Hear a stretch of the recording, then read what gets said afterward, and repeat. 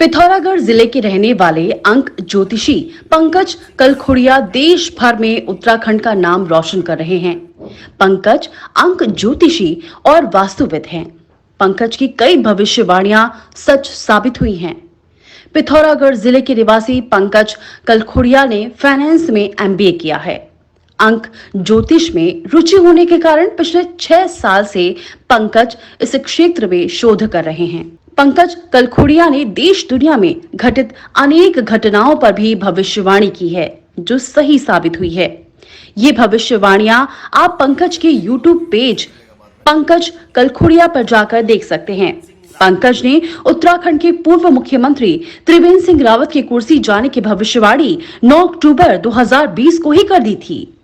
पंकज ने अंक ज्योतिषीय गणना के आधार पर बताया था कि आने वाले समय में उत्तराखंड में भयंकर राजनीतिक उथल-पुथल होगा और मुख्यमंत्री त्रिवेंद्र सिंह रावत की कुर्सी चली जाएगी। आप खुद सुनिए पंकज कलखुड़िया से कैसे उन्होंने इस बड़ी भविष्यवाणी की गणना की थी। देखिए, जो त्रिवेंद्र रावत जी की सरकार अभी गई थी तो उस दौरान पर हुआ था, हमारे पास जब उनका डाटा आया हुआ था और उसमें हमने रिसर्च करी तो हमें मालूम हुआ कि उनके जीवन में कभी भी अंक 4 और अंक 7 हमेशा शुरुआत से ही नकारात्मक बना हुआ है। और अंक 7 का जो इनका 2021 का पीरियड आया, इसी में क्या हुआ, इनका जो वर्ष चल रहा है अंक 7 पर चल रहा है। ऊपर से जो इनकी उम्र है 61वीं उम्र, 6+1 यानी कि 7 होता है। पर्यवेक्षक भी 7 नंबर के डे पे आए और इनका जो नाम है वो भी 7 नंबर पे है। तो कुल मिलाकर के मैं कहूंगा कि 7 नंबर इनकी पद की बलि लेके गया।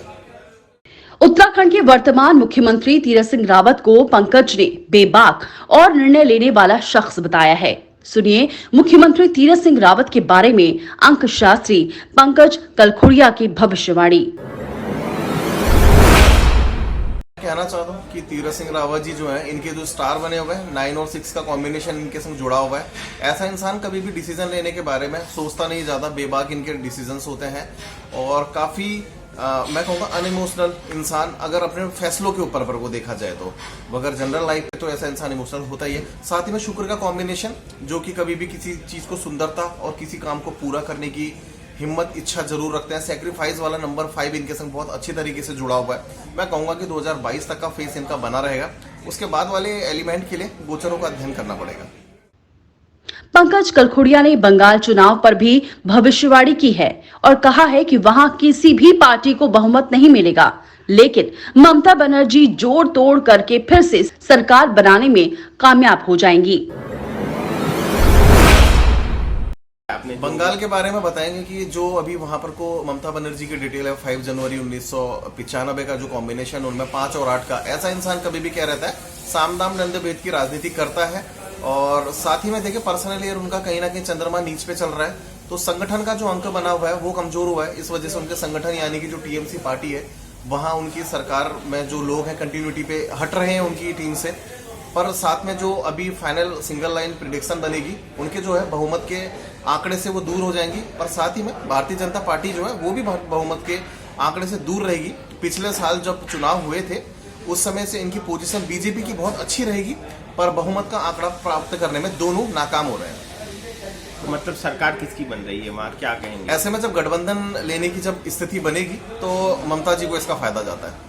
मतलब ममता बनर्जी की वापसी हो जाएगी? बिल्कुल। अच्छा, ठीक है।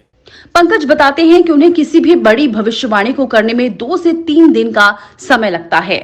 रिसर्च और गणना के बाद ही वो अपनी सटीक भविष्यवाणी करते हैं। कम से कम इसमें अगर हम देखें रिसर्च के लिए हमें 2 से 3 दिन का समय चाहिए होता है। अच्छा, तब जाके हम किसी भी बड़े इवेंट को प्रिडिक्ट कर पाते हैं। पंकज ने ऋषिकेश में 1 से 7 मार्च के बीच संपन्न हुए योग महोत्सव में भी हिस्सा लिया था। पहली बार योग महोत्सव में योग के अलावा ज्योतिष और वास्तु को भी शामिल किया गया था। योग महोत्सव जो ऋषिकेश में था बहुत ही अच्छा हुआ था। उत्तराखंड गवर्नमेंट की ओर से जो पर्यटन के द्वारा GMVN ने कराया था, बहुत एक अच्छी पहल मैं कहूंगा देशवासियों के लिए। इसमें हमारे साथ जो थे लोगों ने काफी कोऑपरेट किया वहां पे, और कोऑपरेट करने के साथ साथ हमारे जो शो था उसको 2 से 3 घंटे का सेशन हमारा बना था न्यूमरोलॉजी का। इसमें लोगों ने बिल्कुल भरपूर आनंद लेते हुए, संख्या भी अच्छी थी लोगों की, हजारों की संख्या में हमारे पास लोग थे और पूरा लुत्फ उन्होंने उठाया है। वो चाहते हैं कि आगे इसको और भव्य लेवल में, वाइड लेवल में उत्तराखंड में लाया जाए। पंकज से जब एमआई न्यूज ने सवाल किया कि आज के दौर में जब एस्ट्रोलॉजी और एस्ट्रोलॉजर दोनों महंगे हैं, आम आदमी इसका फायदा कैसे उठाए, आप तक कैसे पहुंचे, तो उन्होंने क्या कहा, सुनिए।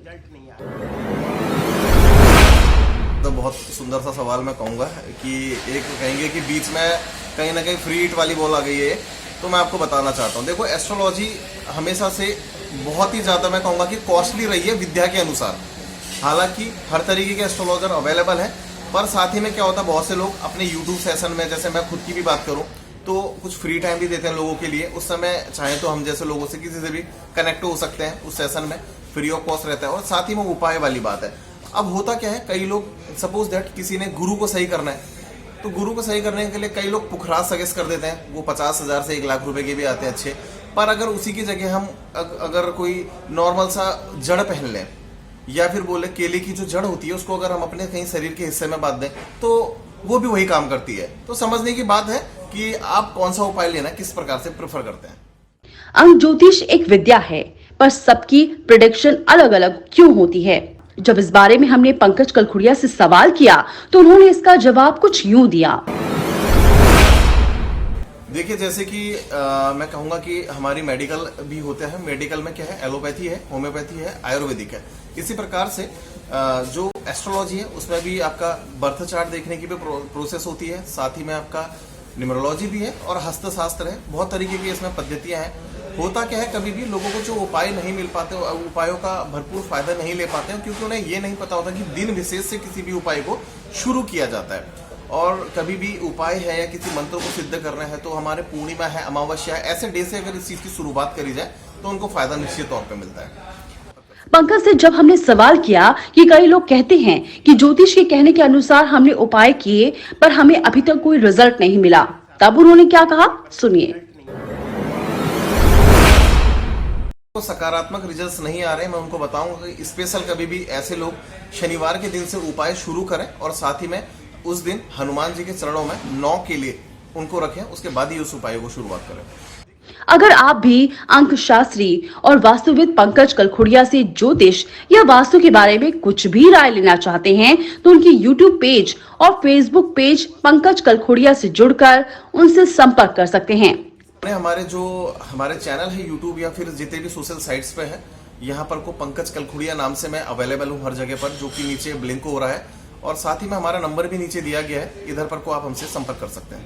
पंकज से आप फोन नंबर 9897089916 या फिर 9193493166 पर बात कर सकते हैं। MI news.